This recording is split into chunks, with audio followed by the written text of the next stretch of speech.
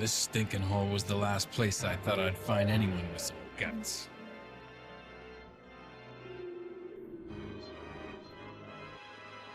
Let's go! In 2001, Capcom released a game that would redefine the entire hack-and-slash genre and would even invent the modern 3D stylish hack-and-slash genre that we're familiar with nowadays. And well, that game was called Let's rock, baby.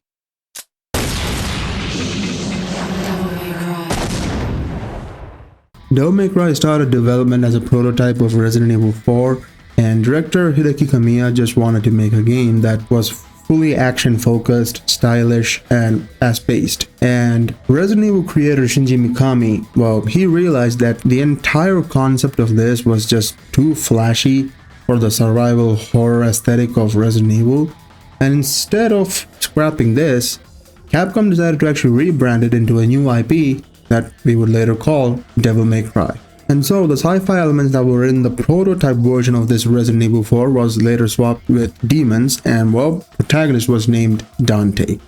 Being a huge fan of the Devil May Cry series for quite a while now, and having not played a Devil May Cry game in almost the last 4 or 5 years, since there hasn't been a new Devil May Cry game out yet, at least it hasn't been announced by the time I'm making this video, I decided to play through the original Devil May Cry from start to finish to see if the game is still a masterpiece or if it's just a game from the PS2 era that should be forgotten about. So let's start off by talking about the story.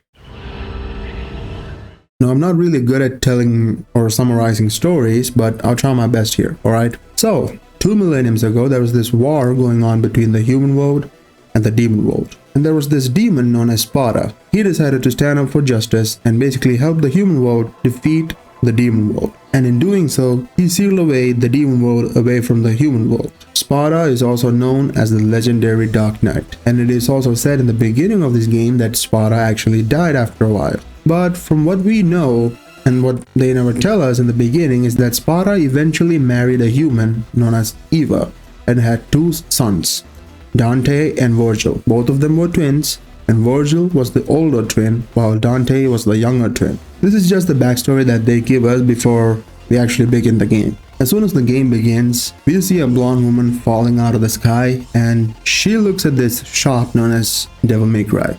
Now don't ask me where this woman came from, I don't know where she came from, but Devil May Cry is basically a demon hunting service that is run by Dante, and well, this woman decides to crash through the front door of the shop and introduce herself to Dante. Dante approaches her, and well, the woman electrocutes Dante, takes his sword and throws it into his chest, and also decides to chuck the motorcycle that she used to crash through the front door onto Dante. Anyways, Dante pulls out his handguns, which we would later come to know as Ebony and Ivory. And I kid you not, Dante literally shoots the motorcycle midair and sends it right back to the woman. The woman dodges it and the motorcycle explodes, and then the woman says that she is not an enemy. She was just testing Dante. I mean, Dante's a half human and half demon. I mean, if you see this and you think otherwise, well, I don't know what to say. The woman reveals herself as Trish, and she also says that she's there to ask for Dante's help to take down a demon known as Mundus, who's apparently on this island known as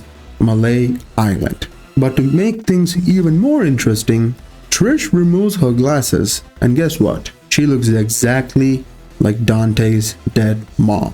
And so Dante decides to help her out and go to Malay Island with her. On Malay Island, Dante actually faces off against some bosses like Phantom, Griffin, and the atrocious boss that is Nightmare. Holy crap, don't remind me of Nightmare. And he even fights a mini boss known as Shadow. But there's this one boss that he fights, and that boss is called Nello Angelo. Why Nello Angelo is a bit more interesting is because he fights kind of like Dante, but he's a demon. He kind of feels like a knight. But anyway, we also fight all these bosses 3 times, which also includes Nello Angelo. So the first fight with Nello Angelo ends when Nello Angelo sees Dante's amulet that was given to Dante by Dante's mom, and Nello Angelo sees the amulet, freaks out, and just leaves. The second fight, we defeat Nello Angelo, he leaves, and in the third fight, Nello Angelo reveals his face, and his face looks eerily similar to Dante. Except Dante doesn't realize who Nello Angelo is. Anyways, Dante fights Nello Angelo, defeats Nello Angelo, and after the fight, Nello Angelo explodes and drops an amulet. Dante picks up this amulet and realizes this looks exactly like his amulet. That's when he realizes that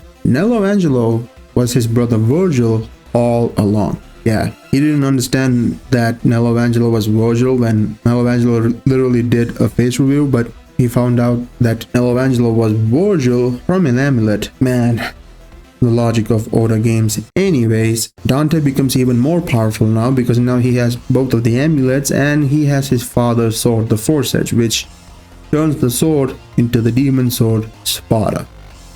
Eventually, Dante finds a way into the underworld, and in the underworld he comes across this room full of runes, and he sees that Trish needs to be saved. Trish is in danger apparently, but before he could, he is ambushed by Nightmare, and this is where the atrocious third and final encounter of Nightmare begins, and oh my god, it pissed me off so much. Anyway, mid-boss fight against Nightmare apparently, Trish betrays us. This is where it is revealed that Trish was working with Mundus all along. And I guess we find out that she was working with Mundus even before this. I don't exactly remember. But yeah, well, basically Trish betrays Dante. After defeating Nightmare, Dante does save Trish from getting crushed by this falling rock or whatever. And then we get this dialogue. Because you look like my mother. Now get out of my sight. The next time we meet, it won't be like this.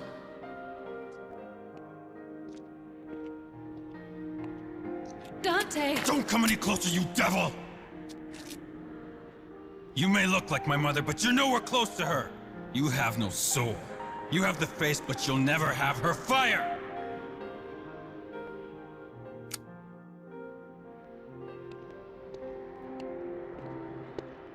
Trish is moved by this because Trish realizes Dante didn't have to save her, but he did. And this is enough to apparently move her, but since she was working for Mundus, well, she failed Mundus and Mundus was pissed. Anyway, Dante reaches Mundus and Mundus reveals that he has captured Trish. I don't know if you consider this as captured or whatever, because clearly her hands are free and she can jump out of there anytime, but I guess that was the intention because Mundus literally blindsides Dante and attacks him and decides to basically kill Dante off then and there. And as Mundus was about to deal the final kill shot on Dante, Trish jumps in, pushes Dante away and takes the attack by herself, and well, she dies. Anyways, this pisses off Dante and we go into this atrocious Mundus boss fight, which is a rail shooter with inverted controls. We'll talk about that anyway in the next section. Anyway, Dante defeats Mundus. He also drops one of the most iconic, yet I wouldn't say cringy, it's more of corny, but I mean, we all know what's coming next, right? I should have saved you.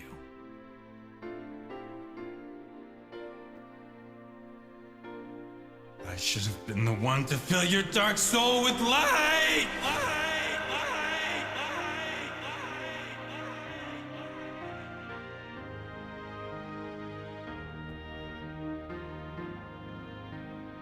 Anyways, Dante leaves the sword Spada with Trish and he decides to escape Malay Island because the island is about to explode apparently. But Mundus comes back for round 3 and traps Dante, and Dante has to fight Mundus. But somehow Trish is alive. She comes back and lends Dante her powers, and using that, Dante defeats Mundus. Now Trish comes up to him and says she feels sad, she's sorry, she cries, and weirdly enough, Dante says devils never cry. It sounded a bit mean to me apparently. Anyway, conveniently enough, a plane dropped from the roof, and well, using that plane, Dante and Trish escape the exploding Malay Island.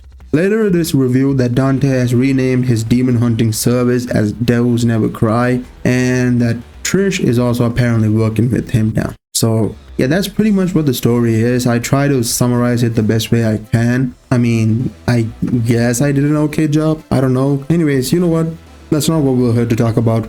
We're here to talk about how my entire experience of this game was, right? So you know what, for that we have to go into the gameplay section. So let's talk about gameplay, shall we?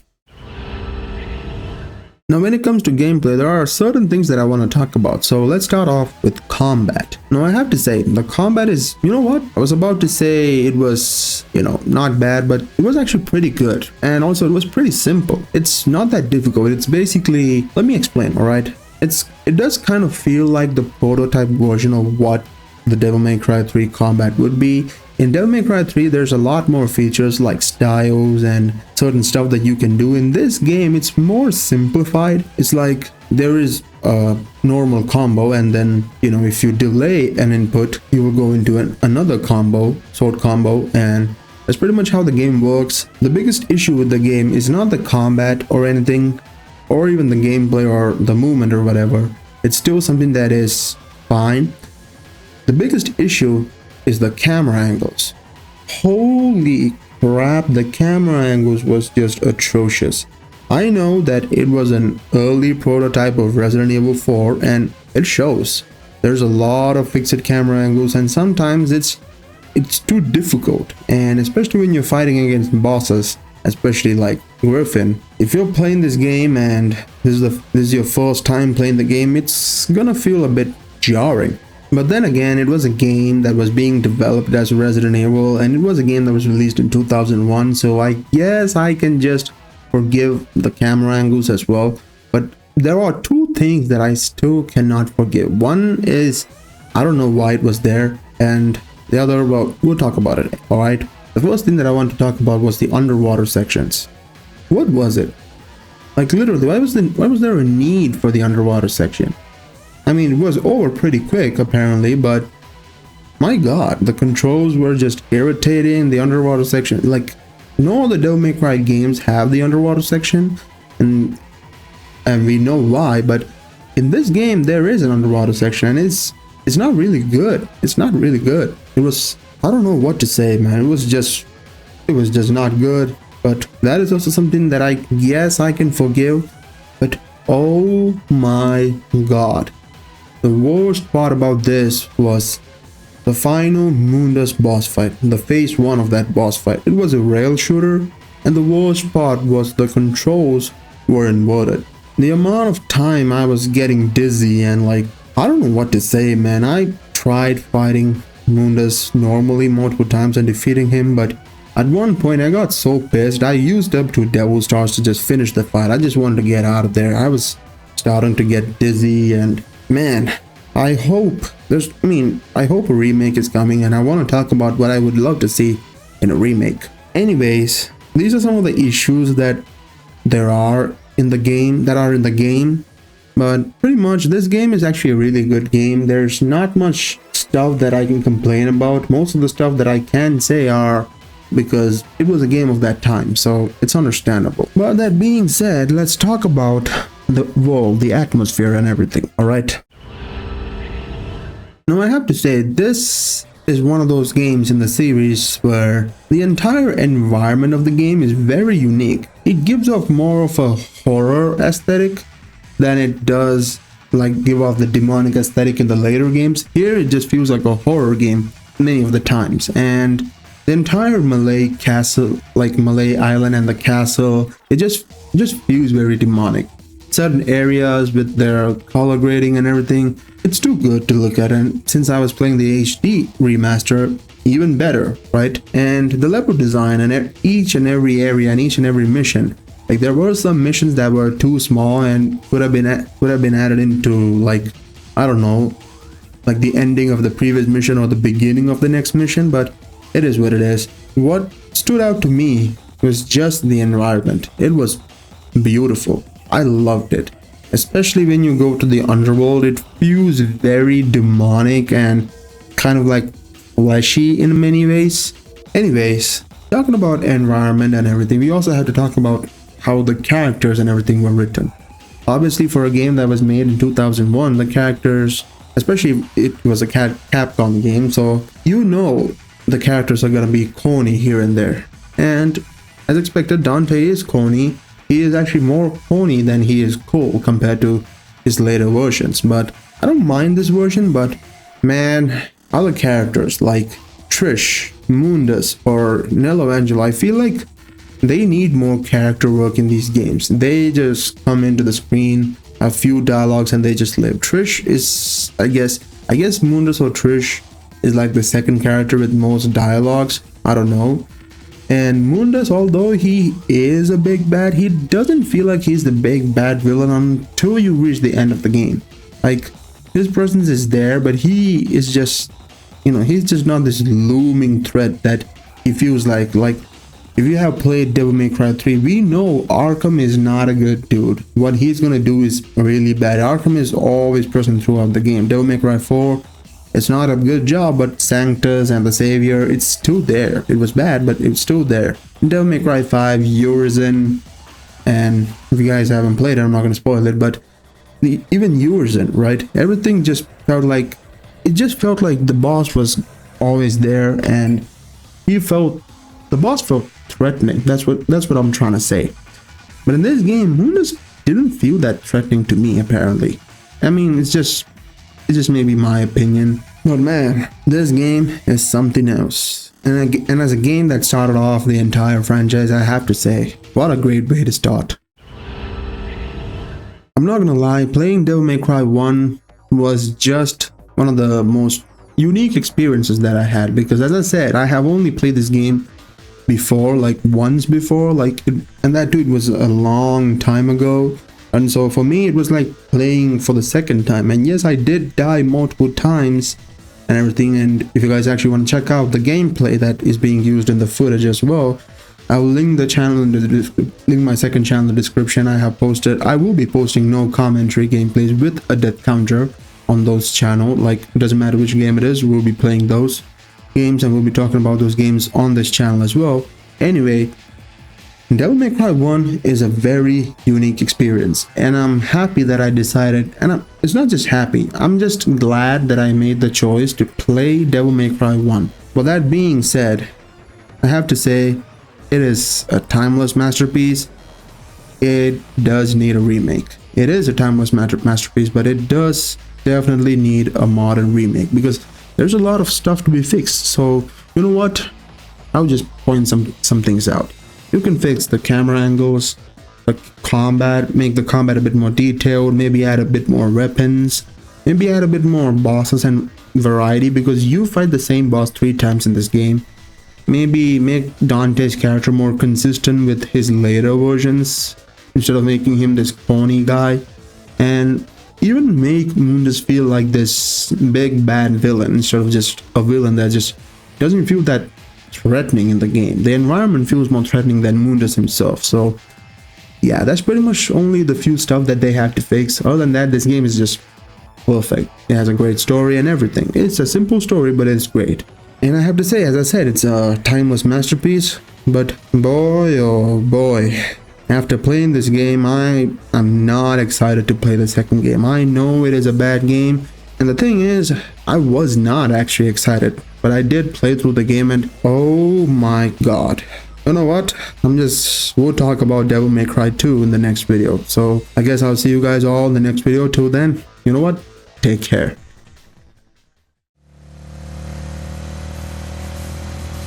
Yeah, let's go all the way to hell.